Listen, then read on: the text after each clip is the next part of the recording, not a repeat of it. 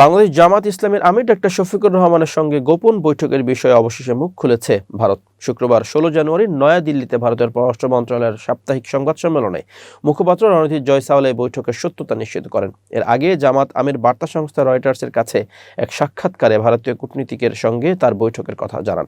রণধীর জয়সাওয়ালকে সাংবাদিকরা এই বৈঠকের বিষয়ে প্রশ্ন করলে তিনি জানান, বাংলাদেশের সঙ্গে ভারতের অত্যন্ত ঘনিষ্ঠ দ্বিপাক্ষিক সম্পর্ক রয়েছে। ভারতীয় হাইকমিশনের কর্মকর্তারা নিয়মিতভাবে বাংলাদেশের বিভিন্ন রাজনৈতিক দলের প্রতিনিধিদের সঙ্গে সংলাপে অংশ নেন। জামাতের সঙ্গে বৈঠকটিরও সেই ধারাবাহিক কূটনৈতিক প্রক্রিয়ার অংশ হিসেবেই দেখা উচিত বলে তিনি মন্তব্য করেন। তবে বৈঠকটি কেন গোপন রাখা হয়েছিল সেই বিষয়ে তিনি বিস্তারিত কোনো ব্যাখ্যা দেননি। এর আগে রয়টার্সকে দেওয়া ওই সাক্ষাৎকারে ডাক্তার শফিকুর রহমান জানিয়েছিলেন, অন্যান্য দেশের কূটনীতিকরা তার সঙ্গে প্রকাশ্যে দেখা করলেও ভারতীয় কর্মকর্তা বৈঠকটি অত্যন্ত গোপনীয় রাখতে অনুরোধ করেছিলেন। জামাত আমির সেই সময় স্পষ্ট করে বলেছিলেন, সব দেশের সঙ্গে তাদের সম্পর্ক উন্মুক্ত হওয়া প্রয়োজন এবং সম্পর্ক উন্নয়ন ছাড়া দুই দেশের সামনে আর কোনো বিকল্প নেই। তার এই খোলামেলা বক্তব্যের পর ভারতের পক্ষ থেকে তাৎক্ষণিক কোনো প্রতিক্রিয়া না পাওয়া গেলেও আজ তারা আনুষ্ঠানিকভাবে বিষয়টি স্বীকার করে নিল।